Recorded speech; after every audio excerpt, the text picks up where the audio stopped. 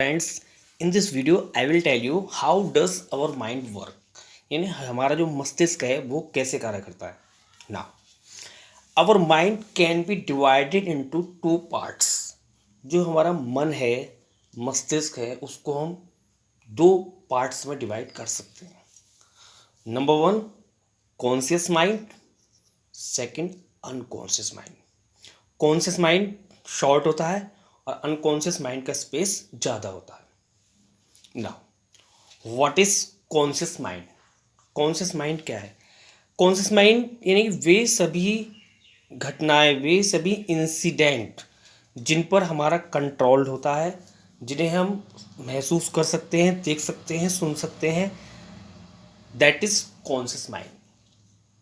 चेतन मन से, यानी जो जिन घटनाओं पर हमारा नियंत्रण रहता है, जिनके बारे में हमें जानकारी होती है, वो सारी जो इंसिडेंट्स हैं वो सब क्या कहलाते हैं? कॉन्शियस माइंड्स में। जैसे seeing, hear, touch, taste, smell, feel, walk. जितने भी सिचुएशंस हैं इन पर हमारा सब पर कंट्रोल होता है, that is the conscience mind. Second, unconscious mind. Unconscious mind यानी हमारी लाइफ में, हमारे जीवन में बहुत सारी जो पुराने समय की जो सिचुएशंस हैं, पुराने हमारे जो घटनाएं हैं, वो सब हमारे माइंड में स्टोर रहती हैं, हमारे माइंड में रहती हैं। वो सब क्या होता है? Unconscious mind. अनकॉन्शियस माइंड की क्या डेफिनेशन है? अनकंट्रोल्ड, इन पर हमारा कोई नियंत्रण नहीं होता है। हमारे माइंड में बहुत सारे इंसिडेंट पुराने रहते हैं। रिकॉर्ड ऑफ आवर एक्सपीरियंस, ये क्या होते हैं? हमारे जीवन में जो रिकॉर्ड है, हमारे जितने भी अनुभव हैं, उन सब का रिकॉर्ड होते हैं। रीअपियर ऑफन इन ड्रीम्स, ये कभी कभी हमारे सपने में आते हैं। डे ड्रीम, थिंकिंग, सोच में आते हैं। रिमेम्बरिंग, याद करने में आते हैं। इमेजिनेशन, कल्पना में आते हैं। मिसकैलकुलेशन में fearing, which you have ever felt, ये सभी घटनाएं होती हैं जो तुमने कभी ना कभी महसूस की है। सौरो, जॉय, सारे की सारी चीज़ें किस में आती हैं? अनकॉन्शियस माइंड में।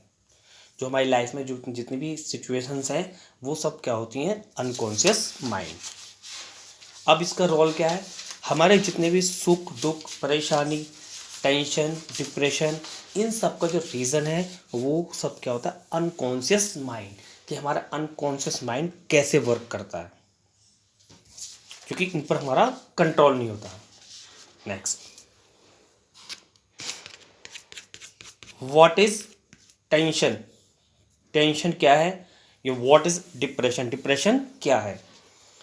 इसकी डेफिनेशन देखेंगे। टेंशन, टेंशन क्या है? ए थिंकिंग, एक विचार है। टेंशन क्या है? डिप्रेशन क्या है? एक थिंकिंग है, एक विचार है जो बार बार हमारे दिमाग में आता है।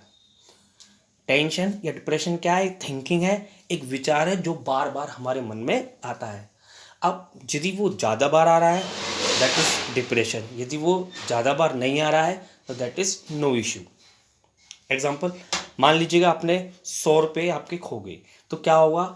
आपको एक या दो बार ये माइंड में रिपीट होगा, अनकॉन्शियस माइंड में आएगा, और एक या दो दिन बाद में ऑटोमेटिक ये फिनिश हो जाएगा। That is part of tension, not a depression.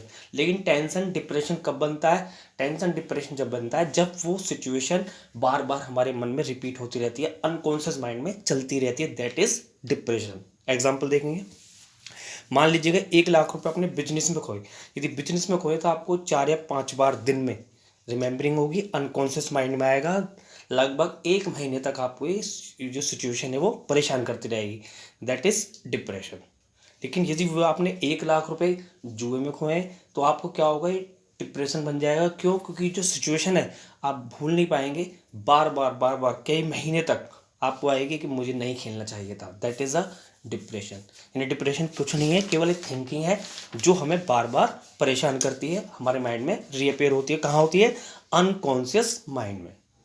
Next, solution क्या है इसका? A thinking can be remove by a big thinking. जो अनकॉन्शियस माइंड में जो भी सिचुएशन आपके पास है उसको डिफीट करने का केवल एक तरीका है। वो क्या तरीका है? उस सोच के विरुद्ध आपको एक और बड़ी सोच पॉजिटिव लानी है। कोई भी डिप्रेशन या टेंशन का अनकॉन्शियस माइंड में कोई भी टेंशन है या डिप्रेशन कोई भी चीज़ है तो उसको रिमूव करने का एक क्या तरीका है, आपको उससे बड़ी एक बिग थिंकिंग लेकर आनी होगी। जैसे सपोज करो आपकी अच्छी पर्सनैलिटी नहीं है तो इसके लिए आप टेंशन लेते हो, डिप्रेशन लेते हो, इसके लिए क्या लेना पड़ेगा, कोई बात नहीं, नो इशू, मुझे हेल्थी रहना पड़ेगा, बेटर मोर देन, मैं अभी भी बहुत से लोगों से अच्छा हूँ, और आपको अपने कैरेक्टर में इम्प्रूवमेंट करना पड़ेगा, बिहेवियर में इम्प्रूवमेंट करना पड़ेगा, यानी आपको बिग थिंकिंग से लड़ना पड़ेगा। मान लीजिए कोई 12th क्लास में बच्चा फेल हो गया है तो उसको डिप्रेशन हो जाएगा, 1 साल तक परेशान रहेगा, तो उसको एक बड़ी थिंकिंग बनानी पड़ेगी। बिग थिंकिंग क्या हो सकती है कि वो तभी से कंपटीशन की तैयारी में लग जाए, क्योंकि इंटर के बाद वैसे भी सब कंपटीशन में, या जो भी उसे इंटर करने के बाद करना है वो तभी शुरू कर देगा, तो उसकी टेंशन खत्म हो जाएगी। ये थिंकिंग या टेंशन या एक टेंशन या depression can be remove by only a big thinking. Thank you very much.